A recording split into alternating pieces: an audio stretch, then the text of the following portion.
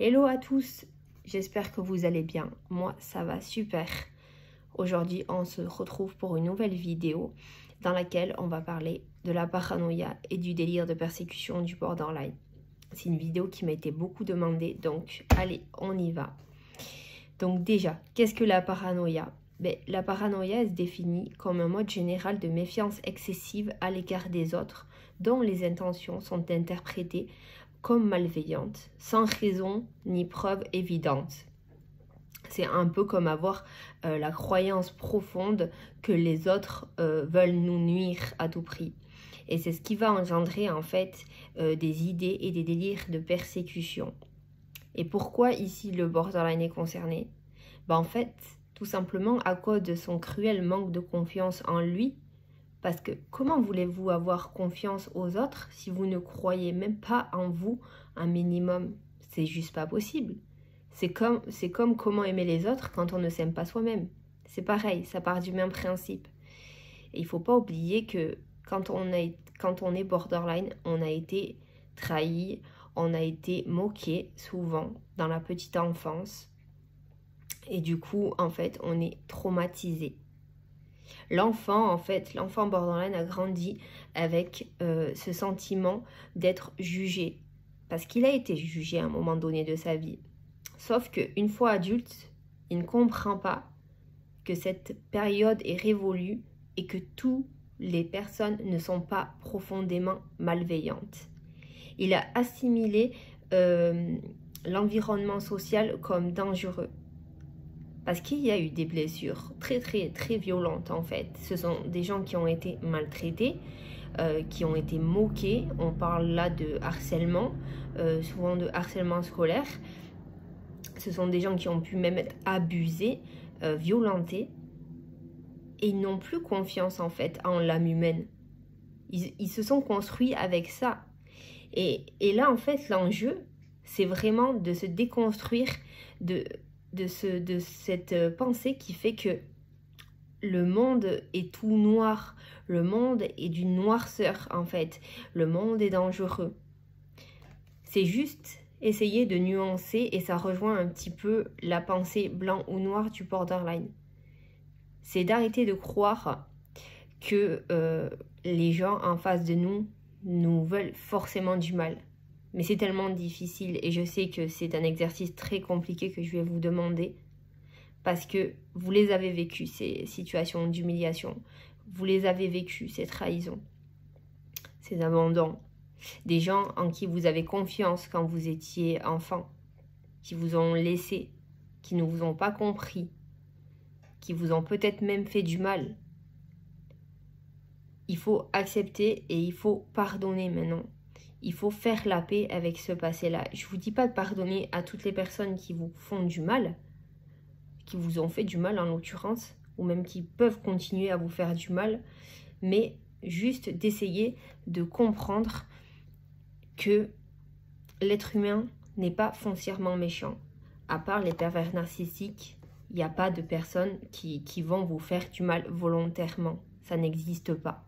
Ce sont les manipulateurs qui font ça et c'est juste pour vous détruire, mais en général, les gens, même ceux qui vous ont fait du mal pour de vrai à l'âge adulte, ne le font pas exprès. Et dans les solutions que je vais vous donner, je vais vous proposer de vous mettre à la place des personnes en fait que vous suspectez. Parce que oui, être parano, c'est clairement suspecter l'autre. C'est être sans cesse en état d'alerte. C'est comme si son cerveau était en état de vigilance maximale, tout le temps en fait. C'est ne pas faire confiance à l'avenir, ne pas imaginer que l'autre puisse nous vouloir du bien. Mais pourquoi? Pourquoi l'autre en face ne voudrait-il pas notre bien? Pourquoi il chercherait forcément à nous faire du mal? Et même s'il nous fait du mal, parce qu'il peut nous aimer d'une manière qui ne nous convient pas. Par exemple, nous qui sommes abandonniques, si nous tombons sur quelqu'un d'indépendant, effectivement, on va souffrir. On va souffrir parce que l'autre a besoin d'espace et nous, on a besoin de fusionner. Mais est-ce que la personne vraiment en face a eu l'intention de vous blesser? Non, Pourquoi? Parce que c'est sa nature profonde d'être indépendante.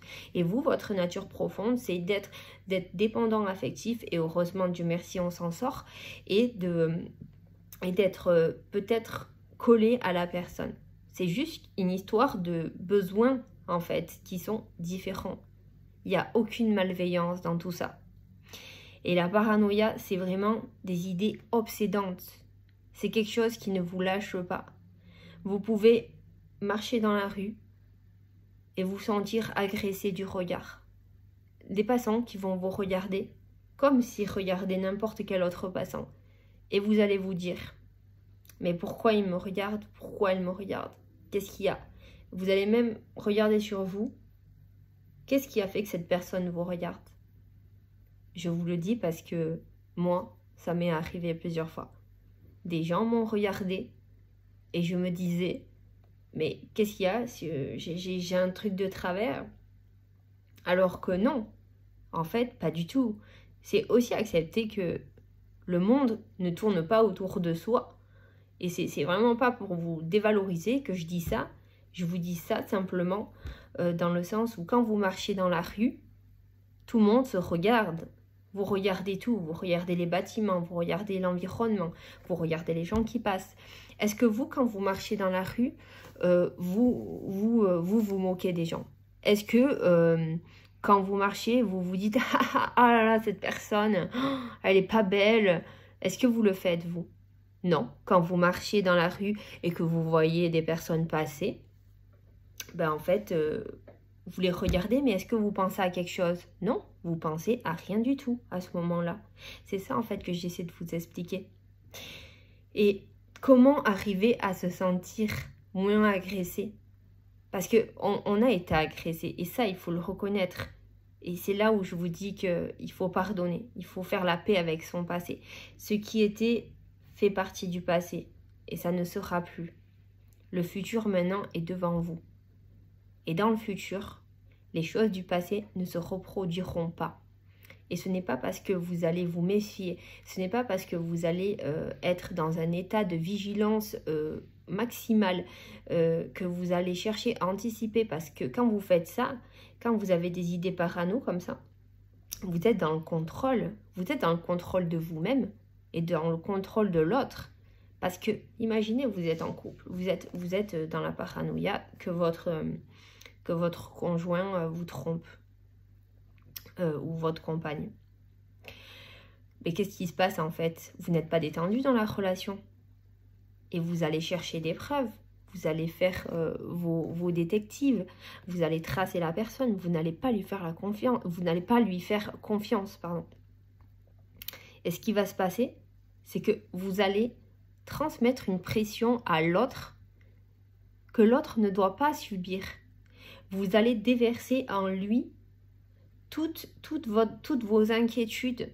Et du coup, vous allez lui mettre la pression. Et ça fait fuir les gens, en fait. Parce qu'on n'est pas en relation pour être fliqué. Et pourquoi avoir peur d'être trahi? Vous l'avez déjà été trahi dans le passé. Est-ce que vous êtes mort? Est-ce que vous en êtes décédé? Non, vous êtes toujours là. Ça fait mal, c'est vrai, mais est-ce que anticiper, est-ce que suspecter, est-ce que surveiller les moindres faits et gestes de l'autre va empêcher la trahison? Je ne pense pas. Si l'autre personne doit vous tromper, elle vous trompera. Que vous la suivez à la trace ou non. Ce qui doit arriver, arrivera. Et plus vous allez être sur ses côtes et plus vous allez douter et vous allez aussi faire douter par ricochet l'autre.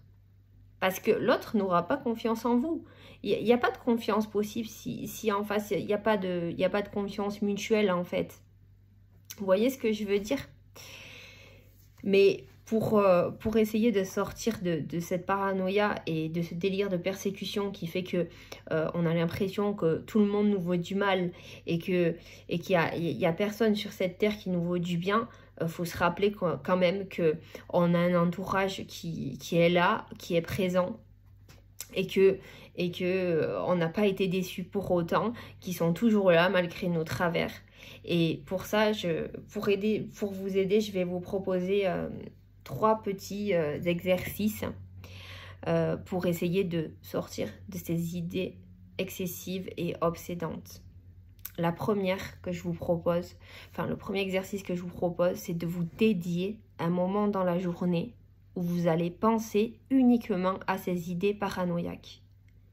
Je vous demande ça parce que vous n'allez pas réussir à ne plus être parano du jour au lendemain. Ça serait trop beau. Mais vous allez vous dédier un moment uniquement pour penser à ces idées paranoïaques. Et quand l'envie, en fait, va vous venir à d'autres moments de la journée, ce qui risque d'arriver, vu que vous êtes envahi par ces pensées, vous vous rappelez que non, il y a un temps prévu pour ça plus tard et que ça attendra plus tard. Et vous ne dérogez pas à cette règle-là. Vraiment, je vous le demande. Parce que ça va vous défocaliser de ces idées. Même un petit temps, même si c'est quelques heures. C'est déjà bien en fait. C'est déjà une victoire de gagner. Je vous parle aussi souvent de tenir un journal. Quand je vous apprends à avoir confiance en vous, à rehausser votre estime de vous-même, je vous dis de tenir un journal où vous marquez toutes vos qualités en fait, toutes les bonnes choses que vous faites pour les relire. Comme ça vous aide à vous connaître. Et là, je vais vous proposer la même chose, mais dans ce journal-là, vous allez écrire vos idées paranoïaques. Pourquoi? Parce que ça va vous permettre de les poser noir sur blanc et de les relire plus tard. Et du coup, vous allez pouvoir avoir un regard beaucoup plus critique plus tard quand vous allez relire ce que vous avez écrit, parce qu'il y aura du temps qui se sera écoulé et parce que ça sera posé.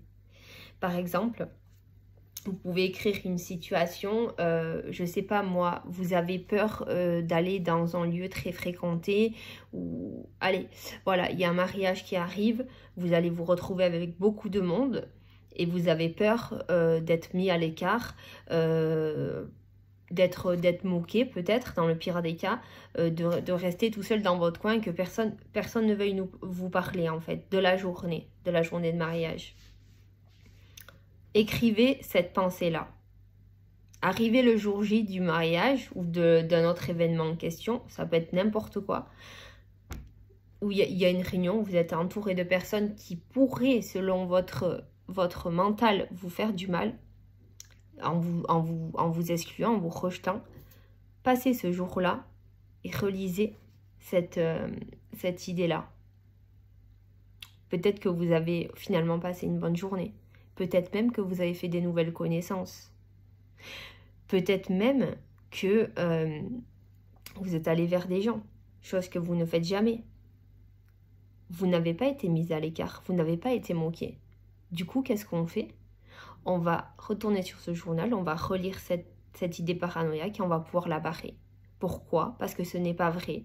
On a été confronté en situation réelle au fait que non, on ne s'est pas senti rejeté, non, on n'a pas été moqué ce jour-là, non, on a été parfaitement intégré et les gens étaient très sympas.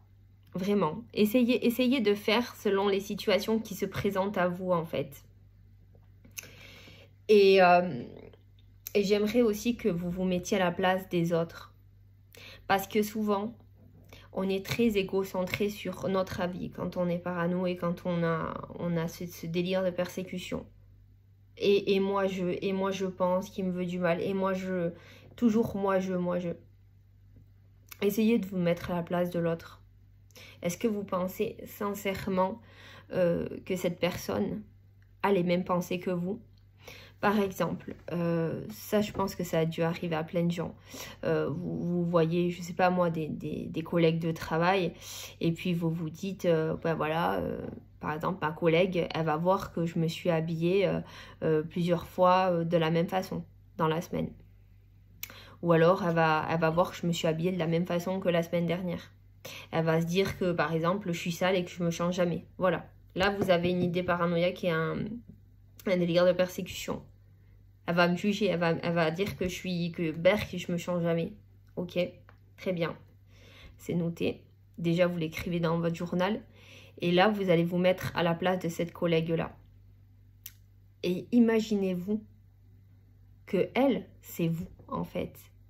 Est-ce que vous vous souvenez de la manière dont elle était habillée lundi? Est-ce que vous vous rappelez comment elle était habillée la semaine dernière, il y a 2 semaines?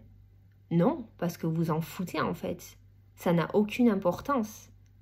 Et là, vous allez voir à quel point c'est futile. Ces pensées-là sont futiles. Vraiment, ce sont des petits exercices comme ça que je vous propose pour vous mettre en situation et de vous mettre à la place des autres. Parce que non, le monde n'est pas méchant. Oui, il y a des gens qui sont profondément mauvais. D'ailleurs, ce ne sont pas des gens qui se remettent en question. Vous avez des travers, mais vous vous remettez en question. Mais est-ce qu'on ne peut pas essayer de se détendre un peu? Est-ce qu'on ne peut pas essayer de faire confiance un minimum? Parce que à force d'avoir ces idées obsédantes-là, on passe à côté de beaucoup de choses, de beaucoup de relations. Il y a des gens qu'on va juger de malveillants alors qu'en fait, ils voulaient juste notre bien. Est-ce qu'on ne peut pas donner une chance à ces gens-là? Est-ce qu'on ne peut pas réorganiser notre mental? Parce que c'est comme reformater un disque dur. Pardonnons-nous notre passé, d'avoir été abusé, d'avoir été moqué, d'avoir été trahi. Mais laissons-nous l'occasion de construire un futur meilleur et de se dire que le passé, c'est le passé et que on a le droit d'être qui on est, on a le droit d'être aimé pour qui on est. Et non, on va pas sans cesse nous pointer du doigt. Et le fait d'avoir ces idées obsédantes ne va pas empêcher quelqu'un de nous trahir. Bien au contraire. Essayons de faire confiance. Et même si ça arrive, même si on est moqué, on va être mal un moment. Mais on va juste se dire que ces personnes-là n'en valaient pas la peine. Et on va passer à autre chose en fait. Parce qu'on s'est relevé de beaucoup plus dur que ça. Voilà, c'était mon petit moment. Je tenais à vous faire cette vidéo avant le prochain live de lundi. Donc on va rester sur le lundi en jour de live. Pour ceux qui ne savent pas, je fais des lives en général tous les lundis à 18h30, là où vous pouvez parler de vos problèmes et vous pouvez échanger avec ma communauté qui est vraiment très bienveillante. C'est un moment de partage, un moment de conseil, donc n'hésitez pas à venir faire un tour. Sur ce, moi je vous dis à lundi, je vous fais des gros bisous, je vous adore et je vous dis prenez soin de vous.